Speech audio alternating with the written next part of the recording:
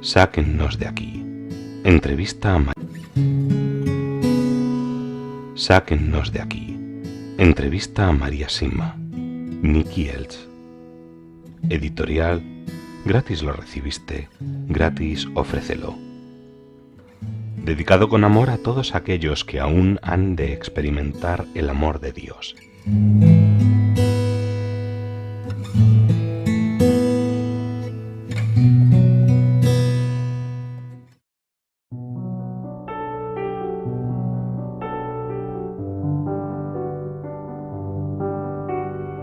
Algunas personas dicen que como Jesús repartió el pan en las manos de sus discípulos en la última cena, entonces es correcto que el sacerdote actúe igual hoy en día. ¿Qué podría decir usted al respecto? No es verdad. A Anna Catalina Emmerich y a Teresa Neumann, probablemente las dos místicas alemanas más grandes que hayan existido, se les permitió a ambas ver la última cena, y en ambos casos Jesús repartió el pan consagrado en las bocas de sus apóstoles. Y, por favor, comprenda ahora y confíe. No soy yo la única que dice esto. Precisamente este tema, entre muchos otros relacionados con él, se discuten hoy en día en los niveles más altos de la Iglesia, y sé que aquí también prevalecerá Jesús, sin importar lo caóticas que deban volverse las cosas todavía. Pero déjeme que le diga, lo que le fue revelado a la beata Anna Catalina Emmerich fue también una revelación privada. Sí, lo es, y a lo largo de la historia Dios ha usado este medio para arreglar las cosas, y como cualquiera podría confirmarlo si investigáramos los casos más conocidos, veríamos que sus frutos fueron inmensos, con un gran número de conversiones.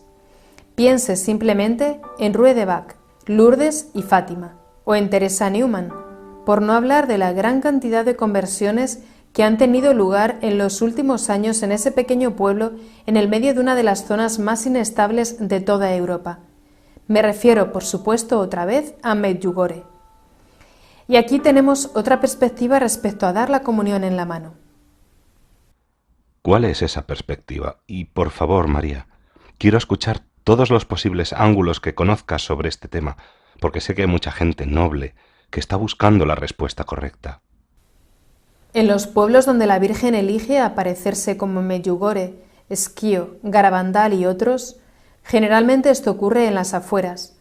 Si volvemos a Medjugorje, por poner un ejemplo, se aparece, y aún lo hace hoy, en una de las dos montañas. En esas apariciones suele haber desde un puñado de personas en un día en pleno invierno hasta, digamos, 5.000 en los días de fiesta durante las estaciones más cálidas.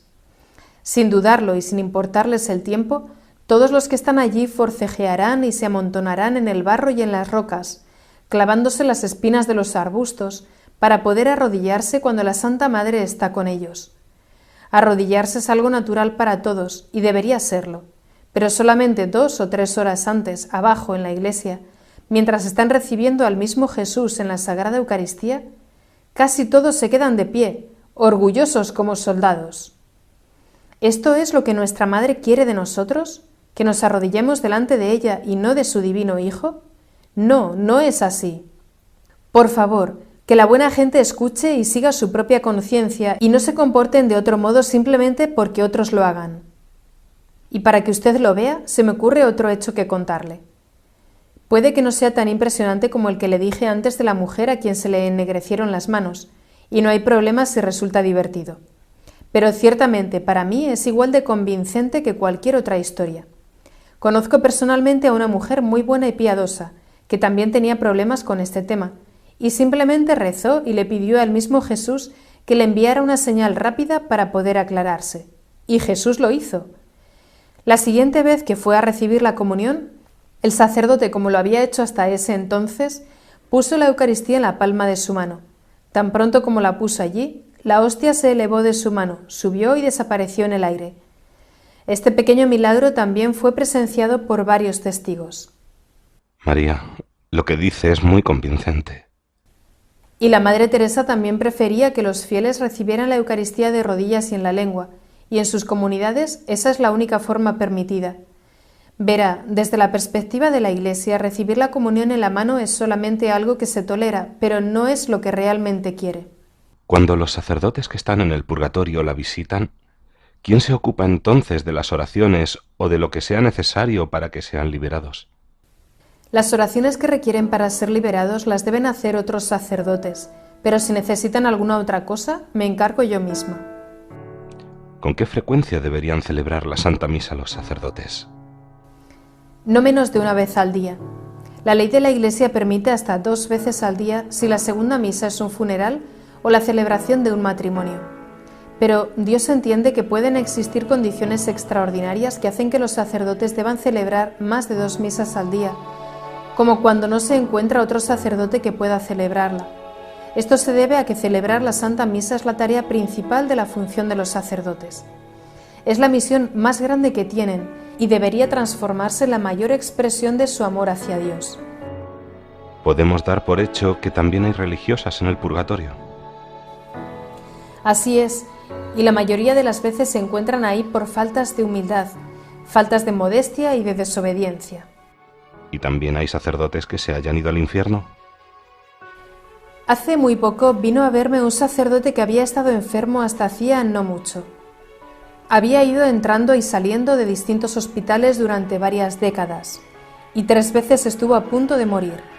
Durante su última enfermedad se encontró muy cerca de la muerte, y mientras estaba en agonía tuvo una visión de sacerdotes que caían en el infierno como copos de nieve.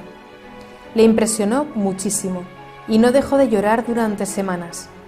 Le llevó un largo tiempo recuperarse de lo que había visto. ¿Puedo preguntarle por qué vino a visitarla? Oh, nos habíamos conocido brevemente hace muchos años, y tras su experiencia vino a agradecerme por lo que le había dicho y ayudado en esa ocasión. Había sido solo una llamada de cortesía, pero que ahora tenía mucha importancia para él. ¿Han venido a verla familiares o amigos de sacerdotes difuntos, preocupados por saber si se habían salvado o no, debido a, ¿cómo puedo decirlo?, comportamientos fuera de lo común o preocupantes mientras vivían? Sí, eso me ocurrió hace ya algún tiempo. Una pareja de la zona de Alsacia, en Francia, vino a verme para preguntar por un sacerdote al que habían conocido. El sacerdote había vivido bastante perturbado durante un tiempo y me contaron que un día, durante un ataque de rabia, tiró una estatua del Sagrado Corazón de Jesús fuera de la parroquia rompiéndola en pedazos. Al poco tiempo se suicidó y estas personas, preocupadas con razón, vinieron a mí para averiguar qué había sido de él. Resultó que se había salvado después de todo, pero se encontraba en un purgatorio muy profundo, de donde todavía no podía ser liberado. Muchas personas dicen que los sacerdotes están desinformados de lo que pasa en el mundo. ¿Qué piensa al respecto? Me parece que se trata de críticas sin sentido, de gente orgullosa. Me gustaría aclararles que el más sabio suele necesitar a Jesús con mucha más urgencia que el más simple. Y en cuanto a que los sacerdotes se encuentran desactualizados, no es cierto si los sacerdotes son personas que rezan. Solamente en el caso de que no rezaran estarían limitadas sus gracias. Pienso que se trata de una crítica mal dirigida. Podemos y deberíamos ser más críticos respecto a su falta de oración, pero no deberíamos criticar a los sacerdotes porque no se encuentran a tono con el resto de las personas. Todos compartimos la experiencia humana y por lo tanto pecadora, y buscar o escuchar a un profesor en psicología, filosofía o lo que sea no va a cambiarlo. A lo sumo podríamos decir que los sacerdotes modernos se encuentran lejos de Jesús, pero no lejos de los hombres. ¿Cuántos sacerdotes y obispos pudo usted enviar al cielo desde la época del Vaticano II hasta ahora con sus oraciones, con sus misas y su sufrimiento? Bueno, no puedo decirlo con exactitud, pero estoy segura de que fueron entre 40 y 50. Y de esos 40 o 50, ¿cuántos de ellos se encontraban en el purgatorio como consecuencia de estas modernizaciones vinculadas con la misa? Casi todos. La mayoría se encontraba allí por haber promovido la comunión en la mano. Si hay pocos sacerdotes que crean en su testimonio, se desprende de eso que son muy pocos los que piden ayuda a las almas del purgatorio. Sí, me temo que eso es lo que quiere decir. Muy pocos las tienen en cuenta.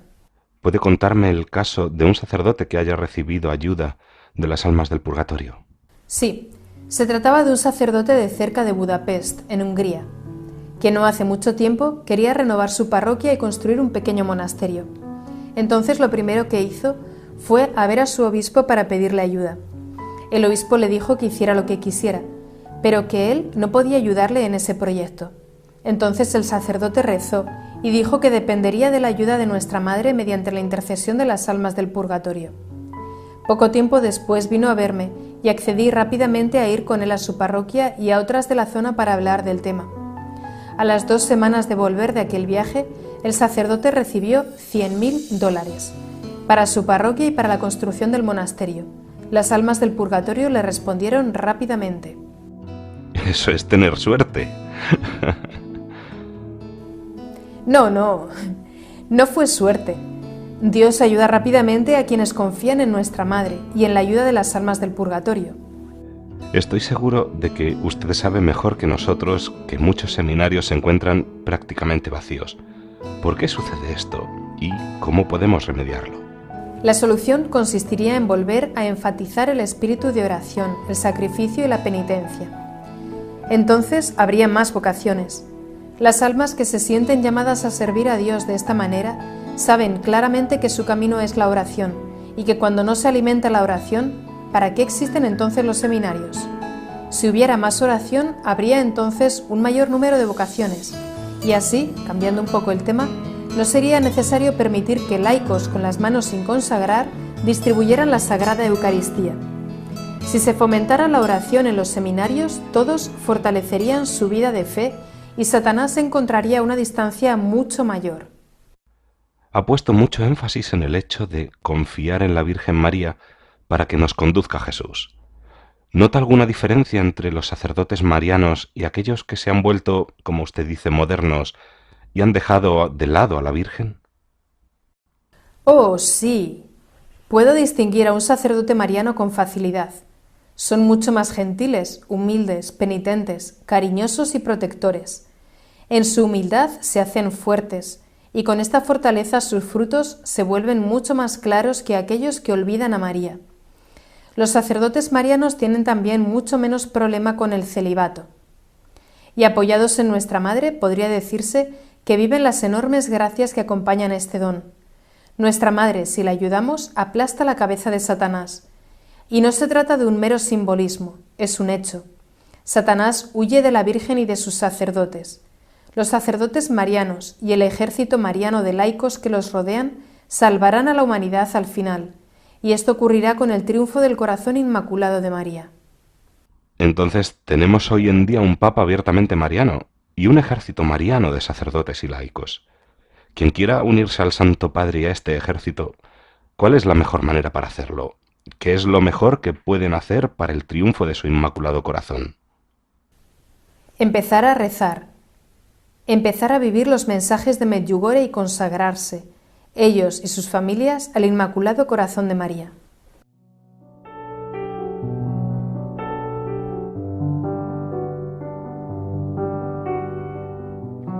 Las iglesias.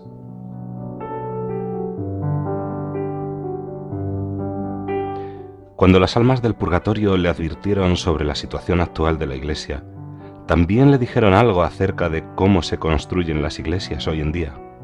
Sí, también me han hablado de esto. Mucho de lo que asociaríamos con las iglesias modernas les molesta mucho. Las iglesias son solo para rezar y para encontrarse con Jesús y con María. Las almas del purgatorio dicen que en las parroquias no debería haber equipos sofisticados, ricas alfombras, ni nada destinado a que sea todo más cómodo, como un recibidor lujoso. Las iglesias están destinadas para que tú y Jesús os encontréis a solas. Los elementos meramente decorativos deberían desaparecer porque distraen. Y las almas también han mencionado que les horroriza gran parte del llamado arte moderno, y la mayoría es realmente horrible, sin mencionar que es históricamente incorrecto. Y también debería darse nuevamente a María un lugar más importante. Pero más importante que nada, sin embargo, es que los tabernáculos deben siempre estar en el centro de la iglesia y no apartados en un lateral o en otra capilla, únicamente en el centro. Si no damos a Jesús el centro de todo, entonces lo dejaremos también a Él pronto de lado. Y entonces nos quedaríamos meramente con un segundo ayuntamiento. Créame, cada vez que alguien mira al tabernáculo con amor, Jesús eleva más alto el lugar que ocupará en el cielo. Por otro lado, los sacerdotes deberían también volver a usar el púlpito. Hacerles descender al nivel de la comunidad fue otro de los logros de Satanás. Arriba en el púlpito ganan mucho más respeto.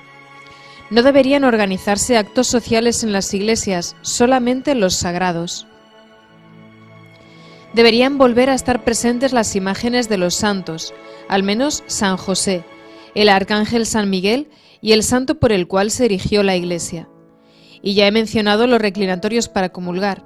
Todo esto que falta y todo lo que se ha añadido en las últimas décadas en aras de la comodidad nos separa de Jesús y por lo tanto alegra mucho al diablo.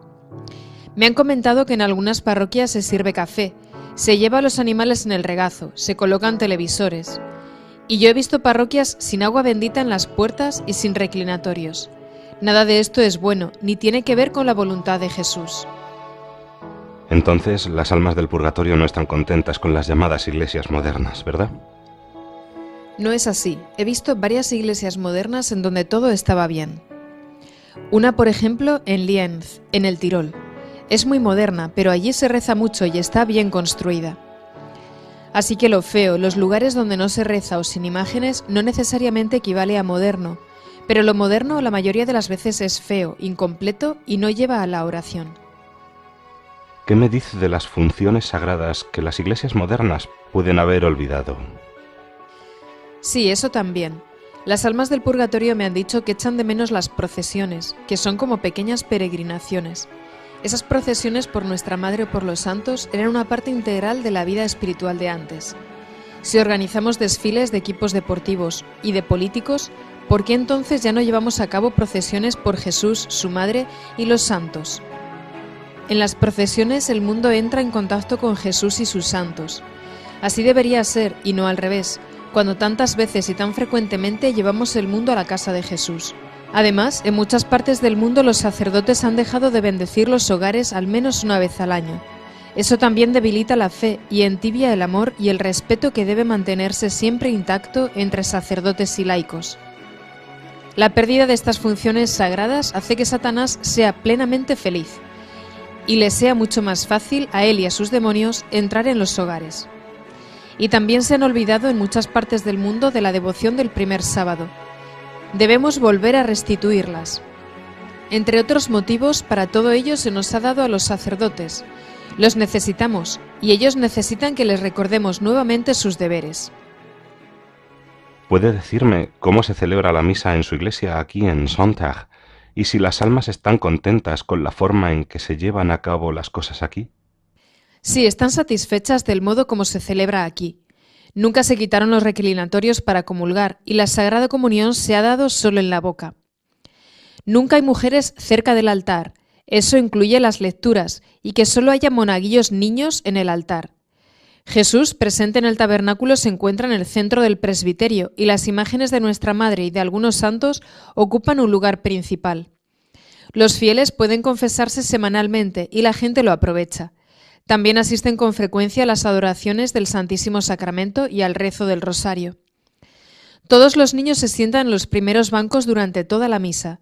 Allí los tengo hasta que los adultos ya se han retirado de la parroquia. Esto es solo para mantener el orden y el silencio y para evitar que corran y anden esquivando las piernas de los mayores.